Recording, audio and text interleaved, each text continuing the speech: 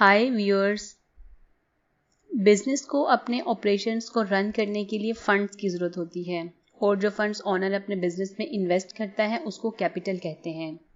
अब अगर ओनर अपने बिजनेस में इन्वेस्ट करता है तो वो उसके रिटर्न में बिजनेस से कुछ इनकम भी चाहता है, जिसको हम इंटरेस्ट ऑन कैपिटल कहते हैं। ये बिजनेस के लिए एक्सपेंस होते हैं बट ओनर की ये इनकम होती है बिकॉज ओनर ने बिजनेस में इन्वेस्ट किया है। मोस्टली ये पार्टनरशिप के केस में होता है जहां पार्टनर्स की कैपिटल की लिमिट होती है और अगर कोई कैपिटल अपनी लिमिट से ज़्यादा इन्वेस्ट करता है तो उस पर इंटरेस्ट चार्ज करता है। मैं कैपिटल एंड ड्राइंग्स पे ऑलरेडी एक वीडियो बना चुकी हूँ, उसका लिंक आपको ऊपर स्क्रीन पर और नीचे डिस्क्रिप्शन में अवेलेबल है, आप उस वीडियो को देख सकते हैं। आज हम इंटरेस्ट ऑन कैपिटल और इंटरेस्ट ऑन ड्राइंग पे बात करेंगे, उसकी अकाउंटिंग ट्रीटमेंट को समझेंगे और interest on capital and interest on drawing का profit and loss and balance sheet पे क्या इफ़ेक्ट आता है उसको डिटेल में डिस्कस करेंगे। सबसे पहले हम इसका इंटरेस्ट ऑन कैपिटल की जर्नल एंट्री बनाते हैं जो है interest on capital account debit and capital account credit. यहाँ पर इंटरेस्ट ऑन कैपिटल अकाउंट एक एक्सपेंस है, इसलिए हम इसको प्रॉफिट एंड लॉस में एज अ एक्सपेंस चार्ज करेंगे और यहाँ एंट्री में कैपिटल को हम क्रेडिट कर रहे हैं। इट मीन्स इसका दूसरा इफेक्ट कैपिटल में जाएगा, मतलब हम इंटरेस्ट ऑन कैपिटल की अमाउंट को बैलेंस शीट में कैपिटल की अमाउंट में ऐड करेंगे। यहाँ हमें क्लियर हो गया है कि हम इंटरेस्ट ऑन कैपिटल की अमाउंट को प्रॉफिट एंड लॉस में एज अ एक्सपेंस लिखेंगे और बैलेंस शीट में हम कैपिटल में ऐड करेंगे। अब हम इसको एक एग्जांपल से देखते हैं। सपोज मिस्टर ए फुटबॉल का बिजनेस रन करता है जिसका कैपिटल है 10 लाख। अब मिस्टर ए 5% चार्ज करता है ऑन कैपिटल।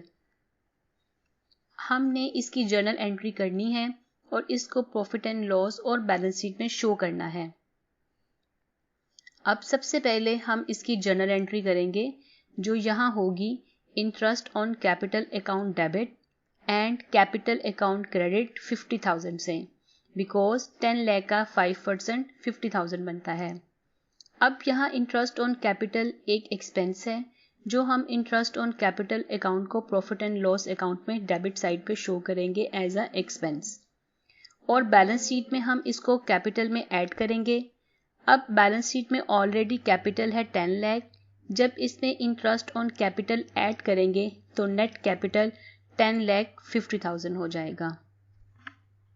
इसी तरह अगर ओनर अपनी सैलरी भी बिजनेस को चार्ज करता है तो हम इसकी एंट्री करेंगे owner salary account debit and capital account credit, मतलब owner salary account profit and loss में एज अ एक्सपेंस शो होगा और बैलेंस शीट में हम इसको कैपिटल में ऐड करेंगे।